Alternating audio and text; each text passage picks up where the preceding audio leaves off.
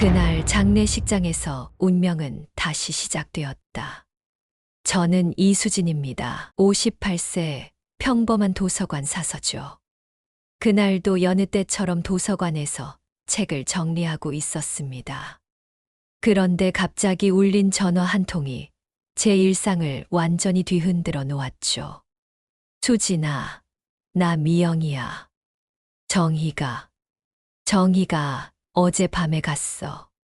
손에 들고 있던 책이 바닥으로 떨어졌습니다. 정희는 제 절친한 친구였어요. 30년 넘게 함께해온 제게는 자매 같은 존재였죠. 암 투병 중이란 건 알았지만 이렇게 갑작스러울 줄은 몰랐습니다. 장례식장은 서울 강남의 큰 병원 지하에 있었어요. 딸 서연이와 함께 검은 상복을 입고 들어섰죠. 향 냄새가 코끝을 자극했습니다. 영정사진 속 정희는 환하게 웃고 있었어요.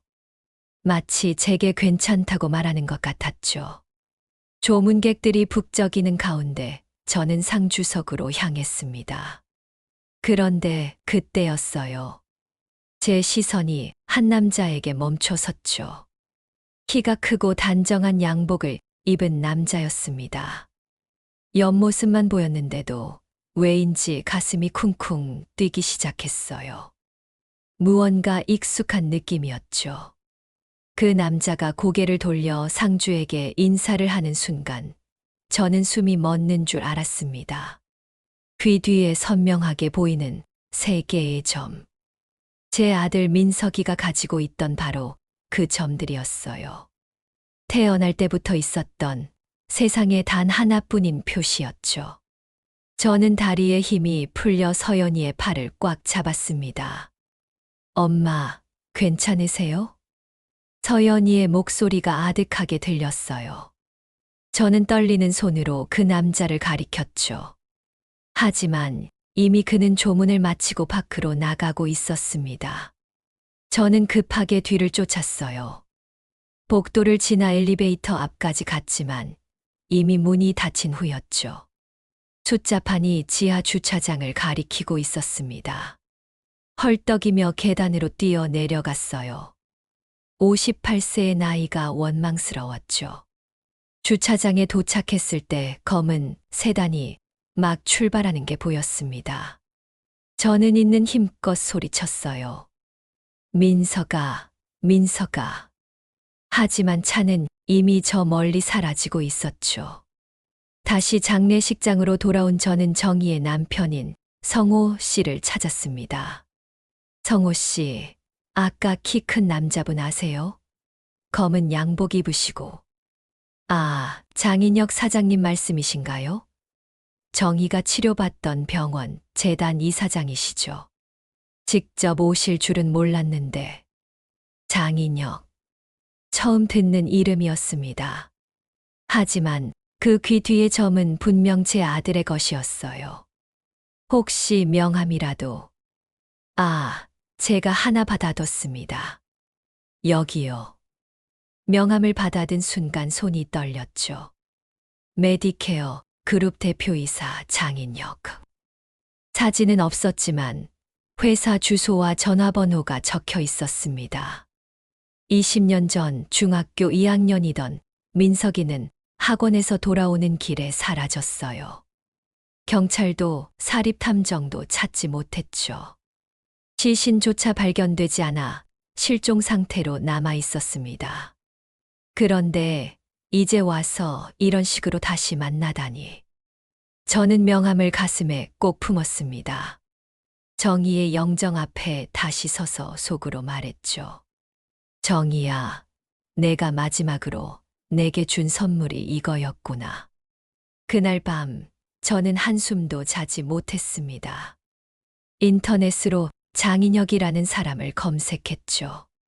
38세, 의료기업 CEO, 고아 출신으로 입양되어 자수성가한 인물. 기사마다 그를 이 시대의 인재라고 칭송하고 있었어요. 하지만 제게는 그런 것들이 중요하지 않았습니다. 그저 그 귀 뒤의 세계 점만이 제 머릿속을 가득 채웠죠. 민석이가 살아있다면, 정말 저 사람이 제 아들이라면, 저는 떨리는 마음으로 전화기를 들었습니다. 하지만 새벽 3시였죠. 다시 내려놓고 눈을 감았지만 잠은 오지 않았습니다. 다음 날 아침, 저는 도서관에 병가를 냈어요. 그리고 메디케어 그룹 본사로 향했죠. 유리로 된 거대한 건물이 하늘을 찌를 듯 솟아 있었습니다. 로비에 들어서자 직원이 다가왔어요. 어떻게 오셨나요? 장인혁 대표님을 뵙고 싶은데요. 약속이 있으신가요? 약속이 없다는 제 말에 직원은 난처한 표정을 지었죠. 하지만 저는 포기할 수 없었습니다. 꼭 전해주세요. 이수진이라고 아주 중요한 이야기가 있다고요. 그때 엘리베이터 문이 열렸습니다. 그리고 장인혁이 나타났죠. 어제보다 더 가까이에서 본 그의 얼굴은 민석이의 모습이 어른거렸어요. 같은 눈매 같은 콧날, 그리고 말할 때 살짝 올라가는 입꼬리까지. 뭐 하시는 거죠? 차가운 목소리였습니다. 하지만 저는 용기를 냈어요. 대표님, 잠깐만 시간을 내주실 수 있을까요? 정말 중요한 이야기입니다. 장인혁은 시계를 봤습니다. 그리고 한숨을 쉬며 말했죠. 10분 드리겠습니다. 회의실은 차가웠습니다. 커다란 유리창 너머로 서울 시내가 한눈에 들어왔죠. 장인혁은 테이블 반대편에 앉아 저를 바라봤습니다. 표정에는 아무런 감정도 없었어요. 그래서 무슨 일이시죠? 저는 떨리는 손으로 가방을 열었습니다. 20년 전 민석이의 사진을 꺼내 테이블 위에 놓았죠. 중학교 교복을 입고 환하게 웃는 모습이었어요. 이 아이를 아시나요? 장인혁은 사진을 흘끗 보고는 고개를 저었습니다. 모르는 아이네요. 이게 제게 무슨 관계가 있다는 거죠? 이 아이는 제 아들입니다. 20년 전에 실종됐어요. 그런데 대표님 귀 뒤에 있는 점이 이 아이와 똑같습니다. 순간 장인혁의 표정이 굳었어요. 그는 자신의 귀를 만졌다가 다시 저를 봤죠. 그래서요? 점이 같다고 제가 당신 아들이라는 겁니까? 말도 안 되는 소리 하지 마세요. 대표님의 과거를 알고 싶습니다. 어떻게 자라셨는지, 부모님은 누구신지. 그만하시죠. 장인혁이 자리에서 일어났습니다. 차가운 눈빛이 저를 내려다봤죠. 저는 입양아입니다. 친부모는 저를 버렸고 양부모님도 일찍 돌아가셨어요. 그게 제 과거의 전부입니다. 이제 나가주세요. 잠깐만요, 제발. 하지만 장인혁은 이미 회의실을 나가버렸습니다. 보안 직원이 들어와 저를 밖으로 안내했죠. 건물 밖으로 나온 저는 벤치에 주저앉았습니다. 눈물이 났어요. 너무 성급했나 싶기도 했죠. 하지만 포기할 수는 없었습니다. 집으로 돌아온 저는 서연이에게 모든 것을 털어놨어요. 서연이는 놀란 눈으로 저를 바라봤죠. 엄마, 정말 그 사람이 오빠라고 생각하세요? 귀 뒤에 점이 똑같아. 새해 개가 일직선으로 놓인 건 민석이만의 특징이었어. 하지만 이름도 다르고 나이도. 오빠는 지금 33살이어야 하는데 그 사람은 38살이라고 하셨잖아요. 맞았습니다. 나이가 맞지 않았죠. 하지만 저는 느낌을 무시할 수 없었어요. 서연아, 엄마를 도와줄래? 너는 법무법인에서 일하니까 그 사람 과거를 조사할 방법이 있지 않을까? 서연이는 한숨을 쉬었지만 고개를 끄덕였습니다. 일주일 뒤 서연이가 가져온 자료는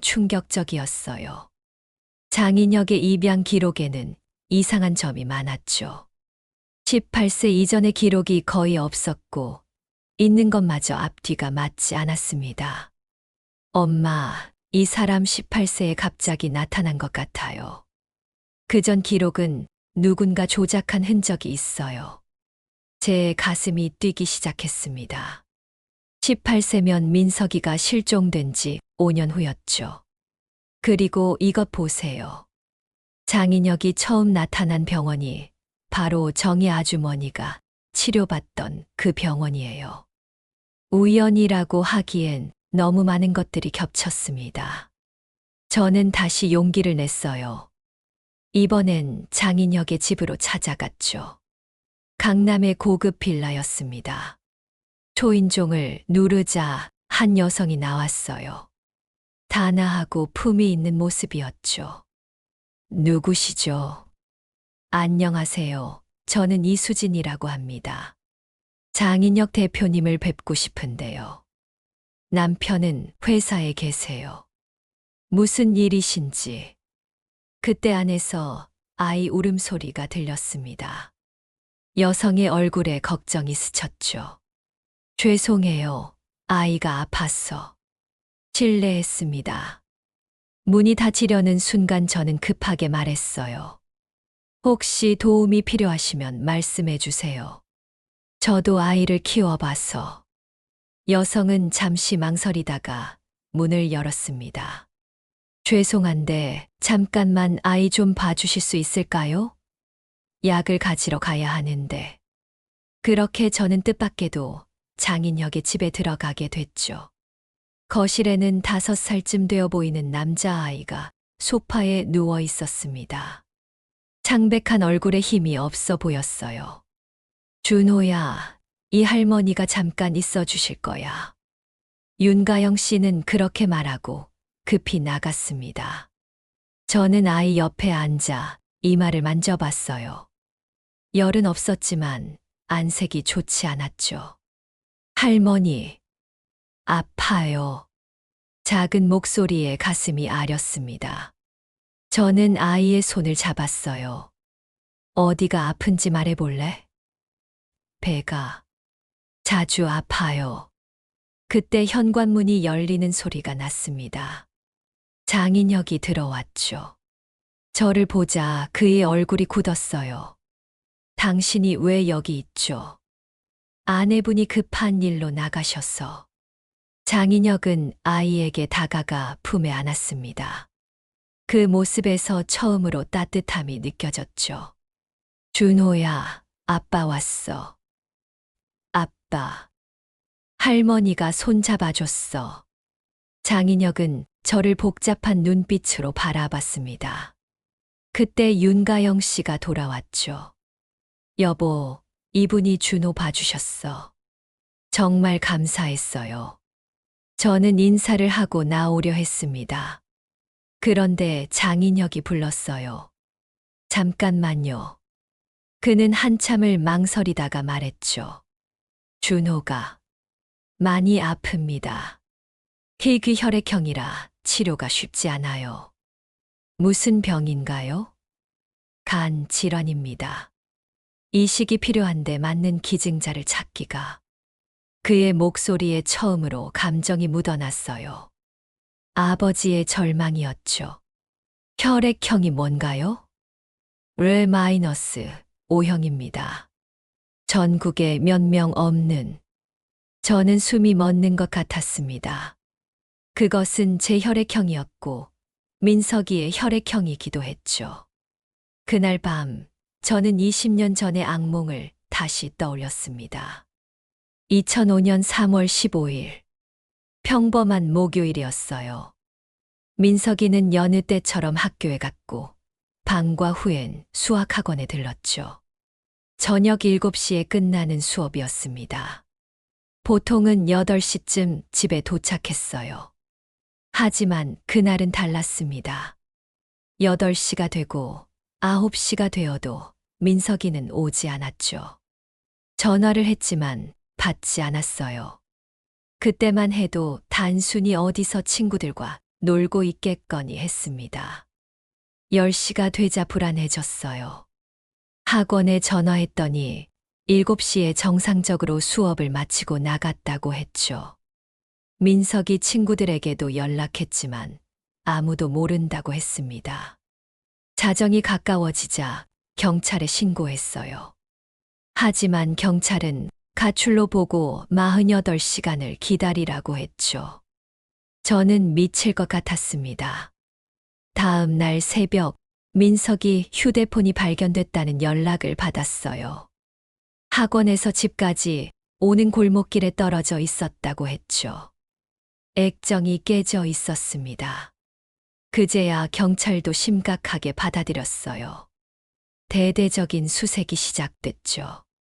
하지만 민석이는 흔적도 없이 사라진 상태였습니다.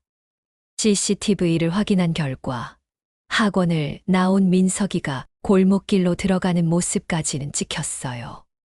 하지만 그 이후는 사각지대였죠. 목격자를 찾기 위해 전단지를 뿌리고 현상금도 걸었습니다. 방송에도 나갔어요. 하지만 아무런 소득이 없었죠. 한 달쯤 지났을 때 이상한 전화가 왔습니다. 당신 아들 찾고 싶으면 더 이상 찾아다니지 마. 변조된 목소리였어요. 저는 다급하게 물었죠. 민석이가 살아있나요? 제발 돌려주세요. 하지만 전화는 끊겼습니다. 경찰은 추적했지만 공중전화였고 단서는 없었죠. 그 후로도 몇 번 더 이상한 일들이 있었어요. 집 앞에 민석이 교복이 놓여 있던 날도 있었고, 민석이가 쓰던 가방이 택배로 온 적도 있었죠. 마치 누군가 민석이가 살아있다는 신호를 보내는 것 같았습니다. 하지만 2년이 지나자 경찰도 수사를 축소했어요. 실종자로 분류하고 사실상 포기한 거죠. 저는 포기하지 않았습니다. 사립탐정도 고용했고 전국을 다니며 민석이를 찾았어요. 하지만 허탕만 쳤죠. 그러다 이혼까지 하게 됐습니다. 남편은 민석이 때문에 미쳐가는 저를 견디지 못했어요. 서연이만 데리고 나왔죠. 시간이 지나면서 저도 받아들여야 했습니다. 민석이는 돌아오지 않는다는 것을요. 하지만 마음 한구석에는 항상 희망이 있었죠. 언젠가는 민석이가 돌아올 거라는. 그런데 이제 와서 이런 식으로 만나게 될 줄은 몰랐습니다. 서연이가 조사한 자료를 다시 펼쳤어요. 장인혁이 처음 나타난 시기와 장소를 추적해봤죠. 2010년 강원도의 한 병원에서 신원미상 환자로 입원한 기록이 있었습니다. 교통사고로 머리를 크게 다쳤고 기억을 완전히 잃은 상태였다고 했죠. 그를 돌본 의사가 바로 지금 메디케어 그룹의 이사인 박준서 박사였습니다. 박 박사는 환자의 재활을 도왔고 나중에는 입양까지 주선했다고 기록되어 있었어요. 하지만 이상한 점이 있었죠. 교통사고 기록이 없었습니다. 경찰 조서도 사고 현장 사진도 없었어요. 마치 병원 기록만 만들어 놓은 것 같았죠. 더 충격적인 건 박준서 박사의 과거였습니다. 그는 2005년경 불법 장기 매매 의혹으로 조사를 받은 적이 있었어요. 증거 부족으로 무혐의 처리됐지만요. 시기가 너무 일치했습니다.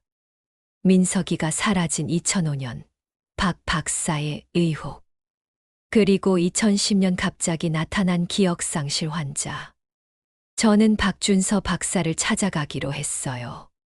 메디케어 그룹 산하병원에서 일한다고 했죠. 병원은 경기도 외곽에 있었습니다.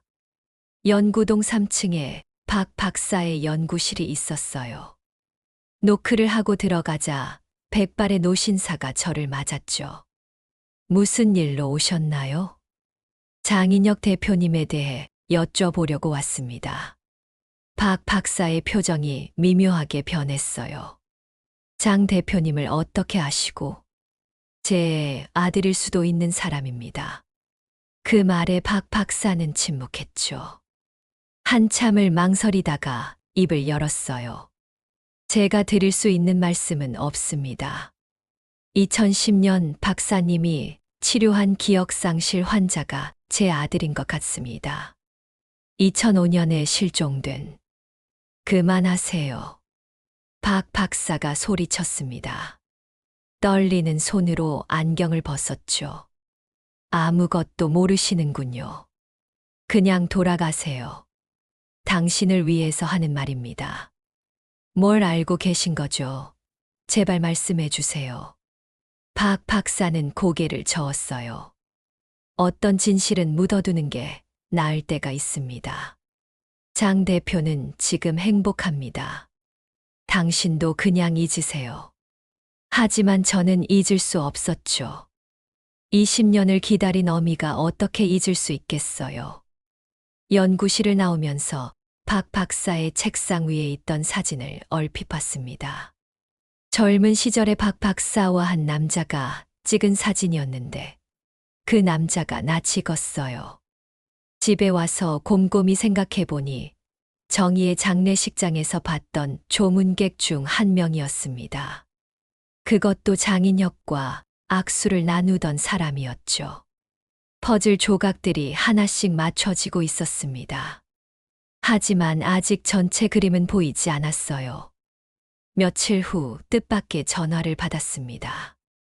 윤가영 씨였어요. 이수진 씨, 혹시 시간 되시면 잠깐 뵐 수 있을까요? 약속 장소는 병원 근처 카페였습니다. 가영 씨는 많이 초췌해 보였어요. 눈 밑에 다크서클이 짙었죠. 준호가 더 안 좋아졌어요. 의사 선생님이 빨리 이식을 해야 한다고 하시는데 가영 씨의 눈에 눈물이 고였습니다. 남편이 이수진 씨를 찾아보라고 했어요. 혹시나 해서요. 제가요? 네. 그날 이수진 씨가 Rε-O형이라고 하지 않으셨나 싶어서. 남편도 같은 혈액형이거든요. 저는 놀랐습니다. 장인혁이 먼저 저를 찾다니요. 맞습니다. 제가 Rε-O형이에요. 가영 씨의 얼굴에 희망이 번졌어요. 그럼 혹시 검사를 받아보실 수 있을까요? 물론 당뇨는 아니고요. 정말 죄송한 부탁인 건 알지만 검사 받을게요. 저는 망설임 없이 대답했습니다. 그 아이가 제 손자일 수도 있다는 생각이 들었거든요. 병원에서 정밀 검사가 시작됐어요. 혈액형뿐만 아니라 조직 적합성 검사도 했죠. 결과가 나오기까지 일주일이 걸린다고 했습니다. 그 일주일 동안 저는 매일 병원에 들렀어요. 준호의 상태를 보기 위해서였제 시도엠 계속 편집죠. 작은 병실에 누워있는 아이를 볼 때마다 가슴이 아팠습니다. 할머니, 준호가 저를 알아보고 손을 내밀었어요. 작고 차가운 손이었죠. 할머니가 매일 올게. 준호야, 힘내. 그때 장인혁이 병실로 들어왔습니다. 저를 보더니 잠시 멈칫했죠. 또 오셨군요. 준호가 걱정되어서요. 장인혁은 아들 옆에 앉았습니다. 준호의 이마를 쓰다듬는 그의 손길은 한없이 부드러웠어요. 아빠, 할머니가 매일 와. 그래, 할머니께 감사하다고 해야지. 준호가 희미하게 웃었습니다. 그 모습을 보는 장인혁의 눈가가 붉어졌죠. 병실을 나와 복도를 걷는데 장인혁이 따라왔어요. 왜 이렇게까지 하시는 거죠? 그냥 준호가 제 손자 같아서요. 장인혁이 걸음을 멈췄습니다. 아직도 제가 당신 아들이라고 생각하시는 겁니까? 네. 단호한 제 대답에 장인혁은 한숨을 쉬었어요. 저는 기억이 없습니다. 18세 이전의 기억이 하나도 없어요. 당신이 말하는 민석이라는 아이의 기억도 없고요. 기억은 없어도 몸은 기억합니다. 대표님 귀 뒤의 점, 그리고 그 희귀한 혈액형. 모두 민석이와 같아요. 장인혁은 복잡한 표정으로 저를 바라봤죠. 정말 만약 제가 당신 아들이라면 왜 저는 기억이 없는 걸까요? 왜 다른 사람이 되어 살고 있는 걸까요? 그 질문에 저도 답할 수 없었습니다. 하지만 분명한 건 하나였죠. 이유가 뭐든 당신은 살아있어요. 그것만으로도 저는 감사합니다. 일주일 후 검사 결과가 나왔어요. 의사 선생님이 저희를 불렀죠. 장인혁과 가영 씨, 그리고 저까지 셋이 의사실에 모였습니다. 놀라운 결과가 나왔습니다. 이수진 씨와 준호는 조직 적합성이 완벽하게 일치합니다. 이 정도 일치율은 직계 가족이 아니면 나올 수 없는 수치예요. 가영 씨가 놀란 눈으로 저를 봤습니다. 그럼 이식이 가능한가요? 네, 가능합니다. 하지만 단 이식은 기증자에게도 위험이 따릅니다. 특히 이수진 씨 연세를 고려하면. 하겠습니다. 제가 말을 끊었어요. 아무리 위험해도 하겠습니다. 준호를 살릴 수 있다면요. 잠깐만요. 장인혁이 일어섰습니다. 그의 얼굴은 창백했죠. 이건 너무 위험합니다. 다른 방법을 찾아야. 다른 방법이 없잖아요. 의사 선생님도 시간이 없다고 하셨고요. 하지만 당신이 위험해질 수는. 장인혁이 말을 멈췄습니다. 자신도 모르게 저를 걱정하고 있다는 걸 깨달은 것 같았죠. 의사 선생님, DNA 검사도 같이 해주실 수 있나요? 제가 조심스럽게 물었어요. 이수진 씨와 장인혁 대표님의 친자 확인 검사를 하고 싶습니다. 장인혁이 저를 봤습니다. 거부할 줄 알았는데 의외로 고개를 끄덕였죠. 좋습니다. 확인해보죠. DNA 검사 결과를 기다리는 사흘은 제 인생에서 가장 긴 시간이었습니다. 매일 병원에 가서 준호를 봤어요. 아이는 점점 약해지고 있었죠. 이제는 말하는 것도 힘들어 했습니다. 할머니, 아프지 마요. 준호가 제 손을 잡고 속삭였어요. 자기가 아픈데도 저를 걱정하는 마음씨 고운 아이였죠. 그날 저녁 장인혁이 병실에서 저를 불러냈습니다. 커피라도 한 잔 하실래요? 병원 카페테리아에 마주 앉았어요. 장인혁은 커피를 마시며 한참 말이 없었죠. 어렸을 때 기억나는 게 하나 있어요. 갑작스러운 그의 말에 저는 숨을 죽였습니다. 누군가 제 이름을 부르는 목소리예요. 다정한 여자 목소리였죠. 하지만 뭐라고 부르는지는 기억나지 않아요. 민서가. 제가 늘 그렇게 불렀어요. 장인혁의 손이 미세하게 떨렸습니다. 그리고 또 하나 파란색 자전거를 타던 기억이 있어요. 누군가 뒤에서 밀어주던.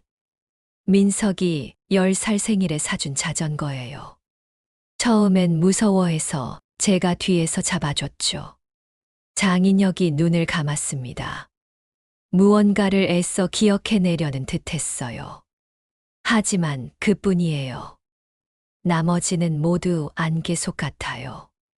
18세 병원에서 깨어났을 때 저는 아무것도 몰랐습니다. 이름도, 나이도, 가족도. 박준서 박사가 뭐라고 했나요? 교통사고였다고 했어요. 신분증도 없었고 신원을 알 방법이 없었다고요. 그래서 새 신분을 만들어줬죠. 저는 박 박사가 숨기는 진실이 있다고 확신했습니다. 민서가. 아니, 대표님. 혹시 몸에 상처나 흉터 같은 게 있나요? 민석이는 6살 때 맹장 수술을 했어요. 장인혁이 놀란 눈으로 저를 봤습니다. 맹장 수술 자국이 있어요. 하지만 언제 한 건지는 그때 장인혁의 전화가 울렸어요. 병원에서 온 전화였죠. 지금 바로 오라고 하네요. 검사 결과가 나왔답니다. 의사실로 가는 길이 천리 같았습니다. 제 손은 축축하게 젖어 있었죠. 의사 선생님은 서류를 들고 저희를 기다리고 있었어요. 표정이 심각했죠. 먼저 DNA 검사 결과부터 말씀드리겠습니다. 제 심장이 멎을 것 같았어요. 이수진 씨와 장인혁 대표님은 99.9% 확률로 친자 관계입니다. 순간 모든 소리가 사라졌습니다. 장인혁의 얼굴에서 핏기가 가셨죠. 가영 씨는 입을 손으로 가렸어요. 그리고 더 놀라운 건 준호와 이수진 씨의 관계입니다. 조부모와 손자 관계가 확실합니다. 눈물이 쏟아졌어요. 20년 만에 아들을 찾았고 손자까지 있었던 거죠. 장인혁은 아무 말 없이 자리에서 일어났습니다. 비틀거리며 밖으로 나갔어요. 저는 따라가려 했지만 가영 씨가 제 팔을 잡았죠. 시간을 좀 주세요. 남편에게는 너무 큰 충격일 거예요. 옥상으로 올라가 봤습니다. 장인혁이 난간에 기대어 있었어요. 담배를 피우고 있었는데 손이 떨리고 있었죠. 미안해요. 제가 다가가자 장인혁이 말했습니다. 뭐가 미안한가요? 20년 동안 어머니가 얼마나 찾으셨을지. 그런데 전 기억도 못하고 장인혁의 목소리가 떨렸어요. 괜찮아요. 살아있어 줘서 고마워요. 저는 조심스럽게 장인혁의 등을 토닥였습니다. 그가 돌아섰어요. 눈이 빨갛게 충혈되어 있었죠. 정말 제가 민석이가 맞나요? 그래, 너는 내 아들 민석이야. 장인혁이. 아니, 민석이가 무너져 내렸습니다. 38살의 CEO가 아니라 엄마를 잃어버렸던 소년으로 돌아간 것 같았어요. 어머니. 처음으로 민석이가 저를 어머니라고 불렀습니다. 20년 만에 듣는 그 단어에 저도 흐느꼈죠. 하지만 감동의 순간도 잠시 준호의 상태가 급격히 나빠졌다는 연락이 왔어요. 수술 날짜가 정해졌습니다. 3일 후였죠. 수술 전날 저는 서연이를 불렀어요. 서연이는 처음엔 믿지 못했지만 DNA 검사 결과를 보고는 눈물을 쏟았죠. 오빠가, 정말 오빠가 살아있었어요? 그래, 이제 장인혁이라는 이름으로 살고 있지만 민석이가 맞아. 엄마, 근데 수술이 위험하다면서요. 꼭 엄마가 해야 해요? 서연이의 걱정이 이해됐습니다. 하지만 저는 이미 결심했죠. 준호는 내 손자야. 그리고 이게 민석이에게 해줄 수 있는 유일한 일이고. 수술 당일 새벽, 저는 조용히 기도했어요. 제발 준호가 건강해지기를, 그리고 제가 무사히 수술을 마치기를. 수술실로 들어가기 전 민석이가 제 손을 잡았습니다. 어머니, 정말 감사합니다. 그리고 말하지 마. 다 끝나고 천천히 이야기하자. 마취가 시작됐어요. 의식이 흐려지는 순간 어린 민석이의 얼굴이 떠올랐죠. 자전거를 처음 탔을 때의 환한 웃음이. 수술은 8시간이 걸렸다고 했습니다. 제가 깨어났을 때는 중환자실이었어요. 온몸에 관이 연결되어 있었죠. 어머니, 민석이가 제 옆에 있었습니다. 초췌한 얼굴이었지만 안도의 빛이 역력했죠. 준호는? 성공했어요. 준호는 회복 중이에요. 안심이 됐습니다. 하지만 곧 제 상태가 심상치 않다는 걸 알았어요. 숨쉬기가 힘들었고 복부 통증이 심했죠. 의사들이 분주하게 움직였습니다. 수술 후 합병증이 생긴 것 같았어요. 혈압이 떨어지고 있습니다. 출혈이 있는 것 같은데. 의료진의 다급한 목소리가 들렸죠. 민석이의 얼굴이 하얗게 질렸어요. 어머니, 제발, 제발 버티세요. 민석이가 제 손을 꽉 잡았습니다. 따뜻한 온기가 전해졌죠. 민석아. 네, 어머니. 제가 여기 있어요. 미안해. 너를 지켜주지 못해서. 무슨 말씀이세요? 어머니가 절 찾아주셨잖아요. 의식이 다시 흐려졌습니다. 멀리서 누군가 제 이름을 부르는 소리가 들렸죠. 3일 동안 저는 의식을 잃었다고 합니다. 그 사이 제 상태는 위중했어요. 간 기능이 제대로 회복되지 않았고 감염까지 생겼죠. 하지만 기적이 일어났습니다. 4일째 되던 날, 제 상태가 호전되기 시작했어요. 눈을 떴을 때 병실에는 많은 사람들이 있었습니다. 민석이와 가영 씨, 서연이, 그리고 작은 침대에 누워있는 준호까지. 할머니, 준호가 약하지만 분명한 목소리로 저를 불렀어요. 아이의 얼굴에 생기가 돌고 있었죠. 준호야, 이제 괜찮니? 네, 할머니가 아픈 거 나눠 가져서 나았어요. 아이다운 표현에 모두가 웃었습니다. 하지만 다들 눈시울이 붉었죠. 민석이가 제 곁으로 왔어요. 어머니, 정말 죽을 뻔했어요. 다시는 이런 무리하지 마세요. 이제 민석이라고 부를 거야? 아니면 계속 대표님? 민석이가 씁쓸하게 웃었습니다.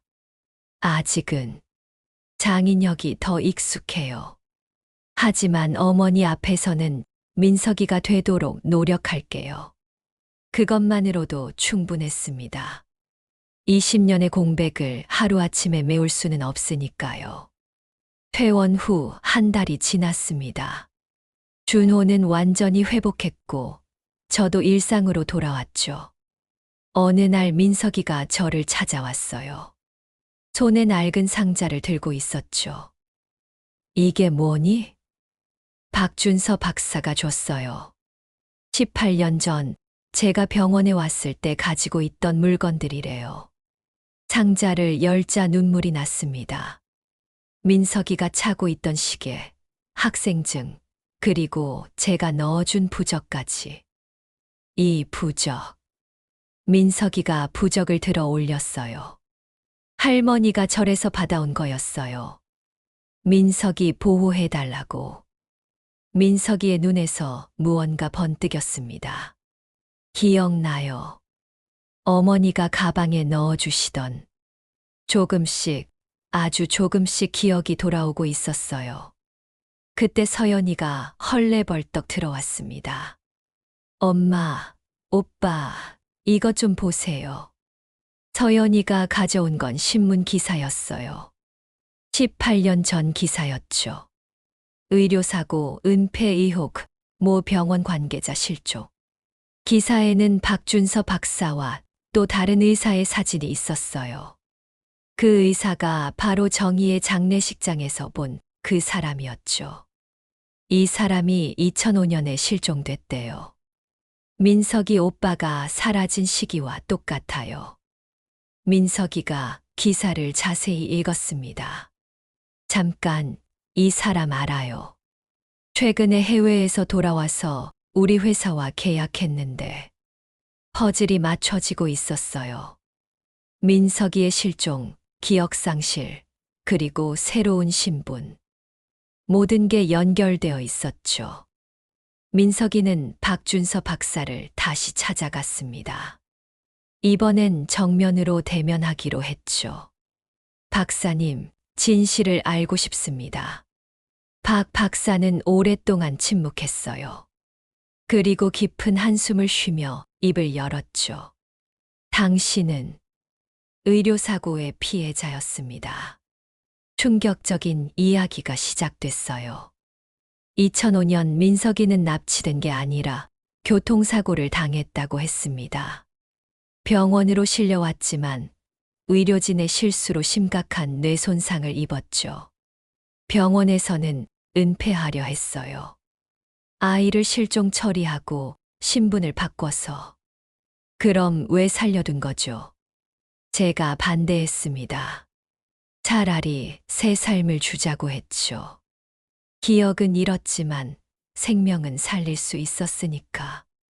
박 박사의 고백은 계속됐습니다. 5년간 비밀리에 치료했고 완전히 회복된 후 새 신분으로 세상에 내보냈다고 했죠. 장인혁이라는 신분은 실제로 있었던 고아였어요. 일찍 죽은 아이의 신분을 빌린 거죠. 민석이의 주먹이 떨렸습니다. 그래서 제 어머니는 20년을 고통 속에 살았던 거군요. 죄송합니다. 하지만 당시엔 그게 최선이라고. 민석이가 자리에서 일어났어요. 법적 조치는 하지 않겠습니다. 하지만 다시는 제 앞에 나타나지 마세요. 진실을 알게 된 후 민석이는 많이 달라졌습니다. 매주 저희 집에 왔어요. 가영 씨와 준호도 함께였죠. 어색했던 가족이 진짜 가족이 되어가는 시간이었습니다. 어머니, 이거 보세요. 민석이가 앨범을 가져왔어요. 제가 만들었던 민석이의 성장 앨범이었죠. 서연이가 보관하고 있던 걸 가져온 거였어요. 이게 저였군요. 민석이가 사진을 하나하나 넘겼습니다. 돌잔치, 유치원 입학식, 초등학교 운동회. 여기 보세요. 귀 뒤점이 똑같죠. 준호가 아빠 얼굴과 사진을 번갈아 봤어요. 아빠 어릴 때 못생겼어요. 모두가 웃음을 터뜨렸죠. 민석이도 준호의 머리를 쓰다듬으며 웃었어요. 너보다는 잘생겼거든. 이런 평범한 가족의 모습이 얼마나 소중한지 새삼 느꼈습니다. 가영 씨가 조용히 말했어요. 어머님, 그동안 얼마나 힘드셨을지. 이제야 남편이 왜 그렇게 불안해했는지 알겠어요. 무의식 중에 가족을 그리워했던 거예요. 맞았어요. 민석이는 기억은 잃었지만 마음 깊은 곳에선 가족을 찾고 있었던 거죠. 법적으로 신분을 되찾을 순 없을까요? 서연이가 물었어요. 복잡할 거예요. 장인혁으로 쌓아온 모든 것들이 있으니까. 회사도 있고 준호의 학적도 있고. 민석이가 고민하는 표정이었죠. 일단은 이대로 두죠. 서류상 이름이 뭐가 중요해요. 우리가 가족이라는 게 중요한 거지. 제 말에 민석이가 고개를 끄덕였어요. 맞아요. 전 이제 어머니의 아들이고 서연이의 오빠고 준호의 아빠예요. 그걸로 충분해요. 그날 저녁 우리는 처음으로 온 가족이 함께 식사를 했습니다. 민석이가 좋아하던 김치찌개를 끓였어요. 신기하게도 민석이는 그 맛을 기억하는 것 같았죠. 이 맛, 어디선가 먹어본 것 같은데 내가 제일 좋아하던 거야. 매일 해달라고 졸랐었지. 민석이의 눈가가 촉촉해졌어요. 식사 후 준호가 제 무릎에 앉았습니다. 할머니, 이제 우리 진짜 가족이에요. 그럼 진짜 가족이지. 그럼 매일 만날 수 있어요? 그래, 매일은 아니어도 자주 만날 수 있어. 준호가 제 목을 꼭 안았어요. 작은 심장 소리가 들렸죠. 건강한 심장 소리였습니다. 민석이가 조용히 말했어요. 어머니, 한 가지 약속하고 싶은 게 있어요. 뭔데? 제가 민석이라는 이름의 기억은 없지만 이제부터 새로운 추억을 만들어가고 싶어요. 어머니의 아들로서 제대로 된 아들이 되고 싶어요. 20년. 길고도 긴 시간이었습니다. 아들을 잃고 다시 찾고 죽을 고비를 넘기고 이제야 진짜 가족이 됐죠. 기억은 잃었지만 사랑은 남아 있었어요. 핏줄이 만들어낸 기적이었죠. 창밖을 보니 봄이 오고 있었습니다. 정이가 좋아하던 벚꽃이 피기 시작했어요. 정이야, 고마워. 내 덕분에 민석이를 찾았어. 마음속으로 친구에게 인사했죠. 민석이가 제 손을 잡았습니다. 따뜻하고 든든한 손이었어요. 어머니, 이제 시작이에요. 앞으로 더 많은 시간이 있잖아요. 그래, 이제 시작이야. 준호가 제잘거리는 소리, 가영 씨와 서연이가 웃는 소리. 평범하지만 특별한 우리 가족의 이야기는 이렇게 새롭게 시작됐습니다. 잃어버렸던 20년은 아프지만 앞으로의 20년은 행복으로 채워갈 거예요. 그게 우리 가족이 선택한 길이니까요. 구독과 좋아요는 영상을 만드는데 큰 힘이 됩니다. 이 이야기 어디서 들으셨는지 이름이나 장소를 댓글로 남겨주시면 감사한 마음을 가지며 인사드리러 가겠습니다. 시청해 주셔서 고맙습니다.